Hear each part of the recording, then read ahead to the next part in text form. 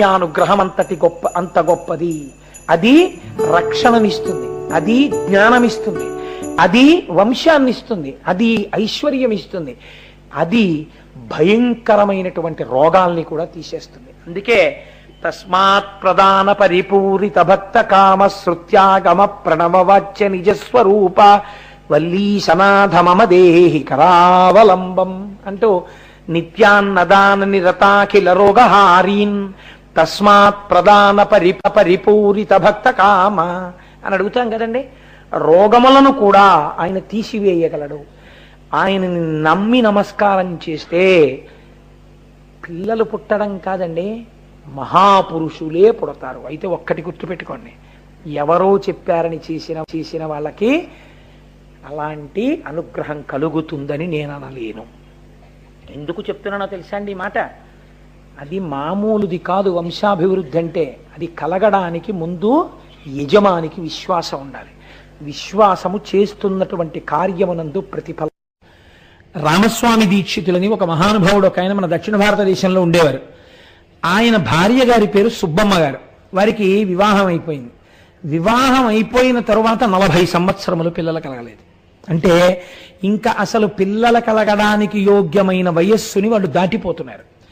ఇటువంటి సమయంలో ఆయనకి సుబ్రహ్మణ్యేశ్వర స్వామి వారి మీద ఎక్కడ లేని విశ్వాసం కలిగింది.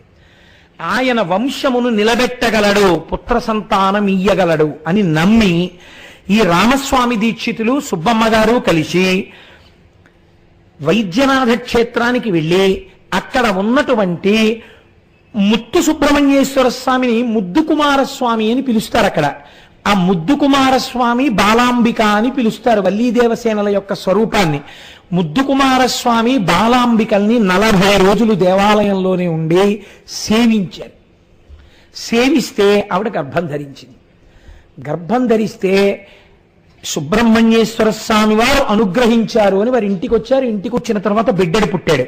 పుట్టిన తరువాత ఆ పిల్లవాడికి ఆ వైద్యనాథ క్షేత్రంలో ఉన్నటువంటి పేరే ముద్దు కుమారస్వామి అని వాళ్ళు పేరు పెట్టుకున్నారు. వాళ్ళ ఇంటి పేరు చివర దీక్షితులు అని ఉంటుంది కనుక ముద్దు కుమారస్వామి దీక్షితులు. ఆయన ఒకరోజు రామస్వామి దీక్షితులు నిద్రపోతున్నారు. నిద్రపోతుంటే బాలాంబిక ఆయనకి దర్శనమిచ్చింది. దర్శనమిచ్చి తన మెడలో ఉన్నటువంటి ముత్యాలహారాన్ని తీసి నీ భార్య కడుపున పుట్టినది, నీకు కొడుకుగా ఉన్నది నా భర్త రూపమైన ముత్యమే. ఆ ముత్యమే నీ ఇంటి ముత్యంగా ఉంది. ఇప్పుడు వాడే సుబ్రహ్మణ్యుడు. సుబ్రహ్మణ్యుడు నీ కొడుకుగా నడయాడుతున్నాడు లోకంలో. కాబట్టి ఇదిగో ముత్యాలహారం ఇస్తున్నాను, ఆ పిల్లవాడి మెడలో వేయమని తన మెడలో ముత్యాలహారం తీసి ఆయనకి ఇచ్చింది.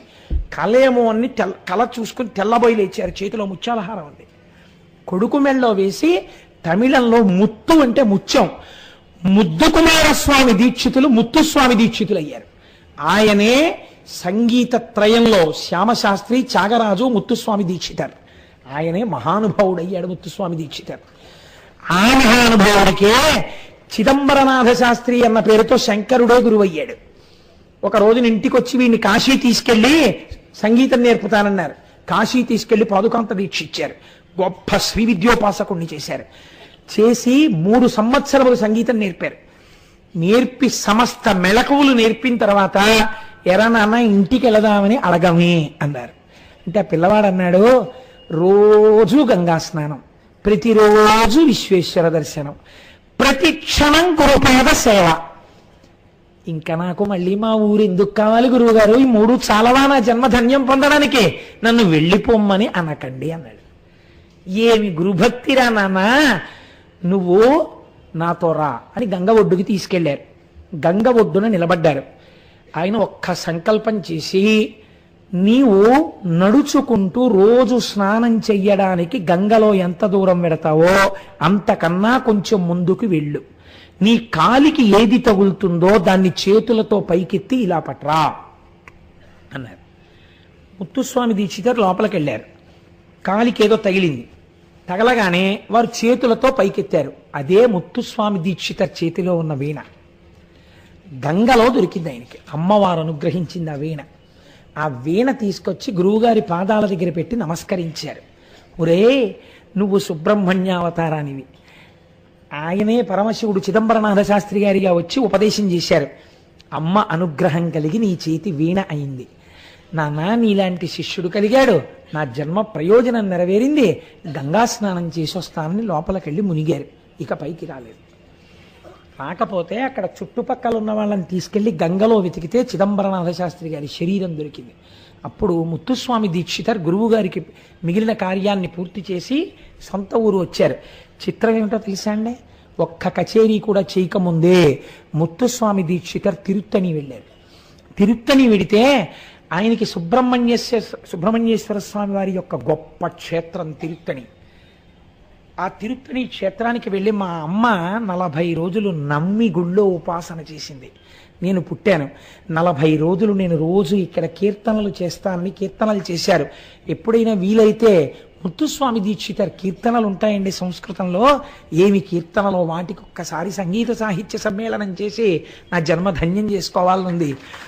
ఆ ముత్తుస్వామి దీక్షితర్ మహానుభావుడు ఒకానొక ఆ తిరుత్తణిలో కూర్చుని కీర్తనలు చేస్తూ ఆ కీర్తన పాడుతూ పరవశించిపోయేలా కళ్ళు మూసుకొని కూర్చుంటే ఒక వృద్ధ బ్రాహ్మణుడు వచ్చి ముత్తుస్వామి దీక్షితార్ ముత్తుస్వామి దీక్షితార్ అని పిలిచారు. పిలిస్తే ఆయన కళ్ళు విప్పి ఎవరు వచ్చినవాడు నా పేరు ఎలా తెలుసని కళ్ళు విప్పారు. పరమతేజోమూర్తి అయినటువంటి వృద్ధ బ్రాహ్మణుడు. అసలు ఆయన్ని చూసి మీరెవరని అడగలేకపోయారు. ఆయన ఏది నోరు తెరు అన్నారు. నోరు తెరిచి కళ్ళు మూసుకో అన్నారు. కళ్ళు మూసుకున్నారు. నాలుక మీద ఏదో వేశారు. వేసి ఏం వేశాను అని అడిగారు. పటికి బెల్లం అన్నారు ముత్తుస్వామి దీక్షితారు. కళ్ళు విప్పు అన్నారు. కళ్ళు విప్పారు. లేడా వృద్ధ బ్రాహ్మణుడు. ఆయనే సుబ్రహ్మణ్యుడు. సుబ్రహ్మణ్యుడే వృద్ధ బ్రాహ్మణ రూపంలో వచ్చి సమస్త సంగీత విద్యని ముత్తుస్వామి దీక్షితర్ నాలిక మీద పటికి బెల్లం రూపంలో వేసేశారు. ఆ వీణ పట్టుకుని ముత్తుస్వామి దీక్షితర్ పాట పాడితే ఇక తిరుగులేదు. ఎన్ని సన్మానాలు వెంట పడిపోయారు కదండి ముత్తుస్వామి దీక్షితర్ వెంట. ఐశ్వర్యమునందు ఆయన మమేకం కాలేదు. ఈ చేత్తో బుచ్చుకుని వెంటనే దానం చేసేసేవారు. ఒక స్థితిలో ముత్తుస్వామి దీక్షితర్ ఏ స్థితికి వెళ్ళారో తెలుసా అండి, ఇంట్లో భార్య వంట చేయడానికి గుప్పెడు బియ్యం లేవు, శిష్యులకి కూడా అన్నం పెట్టాలి, సంగీతం నేర్పేవారు.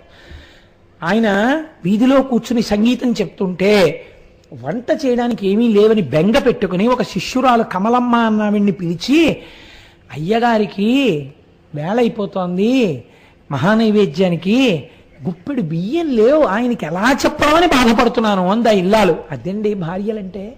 ఎటువంటి భర్తలు ఎటువంటి భార్యలు ఈ గడ్డ మీద అంటే, ఆ కమలమ్మ అన్నావిడ ఐశ్వర్యవంతురాలు.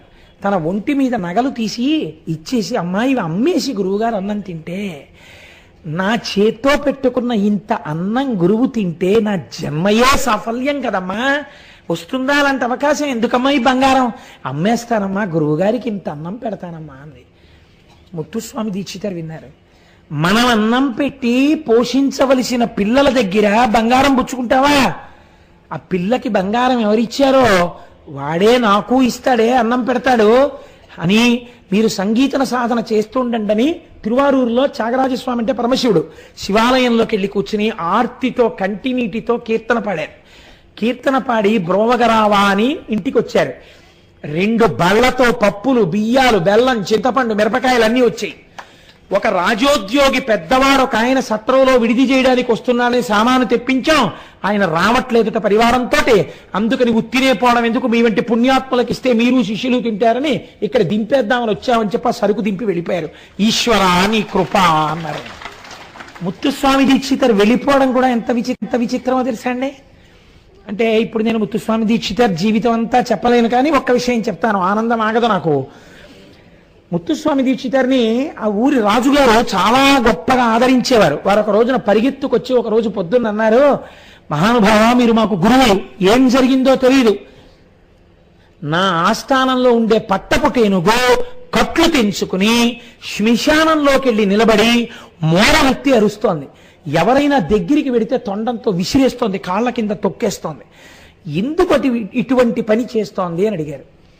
ముత్తుస్వామి దీక్షితర్ అన్నారు, నీకేమీ బెంగలేదు, నువ్వు సంతోషంగా హాయిగా ఇంటికి వెళ్ళిపో, ఏమి జరగబోతోందో నేను చూస్తాను అని స్నానం చేసి వచ్చి కూర్చుని శిష్యులందరినీ పిలిచి, మీ అందరూ కూర్చోండి, కూర్చుని ఒక్కసారి మీనాక్షి అమ్మవారి మీద నేను చేస్తుంటాను కీర్తన, మీరు కూడా చెయ్యండి.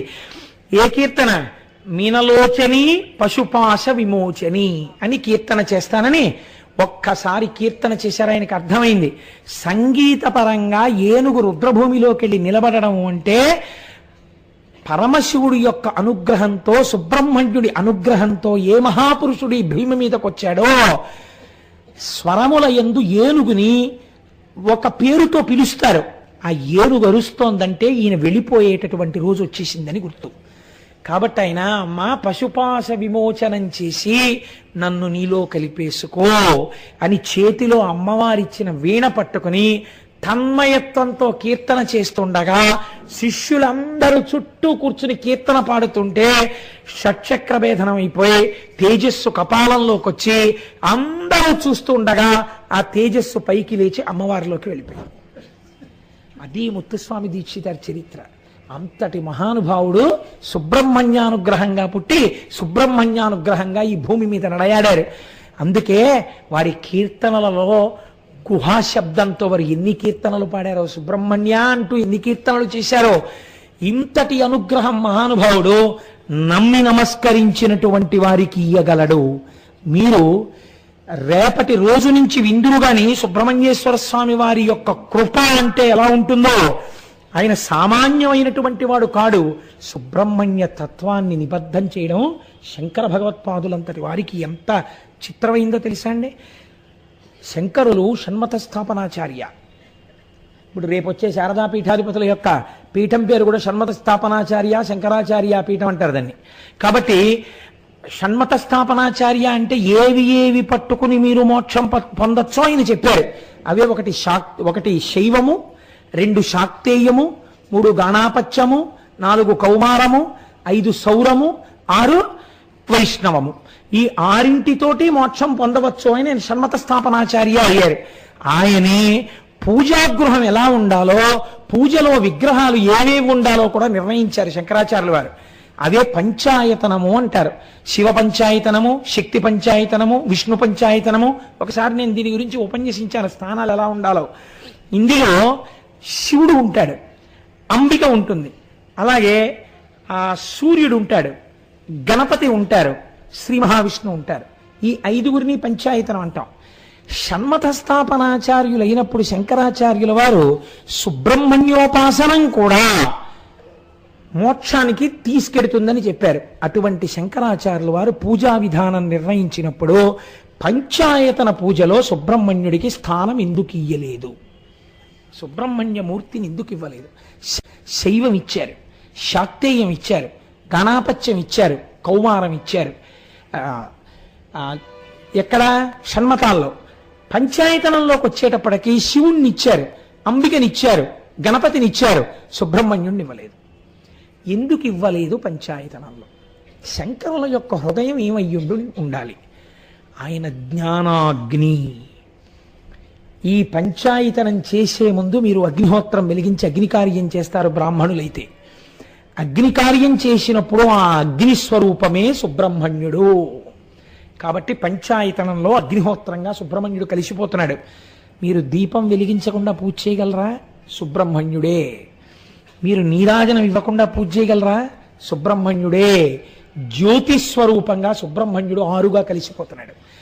పూజ ప్రారంభం ఆయనతోటే, పూజ పూర్తి ఆయనతోటే, దీపారాధనతో, నీరాజనంతో. కాబట్టి ఇంకా వేరే మళ్ళీ స్థానం ఎలా ఇంకక్కర్లేదు. ఆయన లేకుండా పూజే లేదు, ఇంకా మళ్ళీ ఆయన్ని పూజలోకి పెట్టడం ఏమిటి? కాబట్టి పంచాయతనంలో జ్యోతి రూపంలో సుబ్రహ్మణ్యుడు కలిసిపోయాడు. అందుకే అరుణాచలంలో ఉన్నటువంటి అగ్నిశిఖా పర్వతము సుబ్రహ్మణ్య స్వరూపమే అని కొలుస్తారు. చిత్రం ఏమిటో తెలుసా అండి?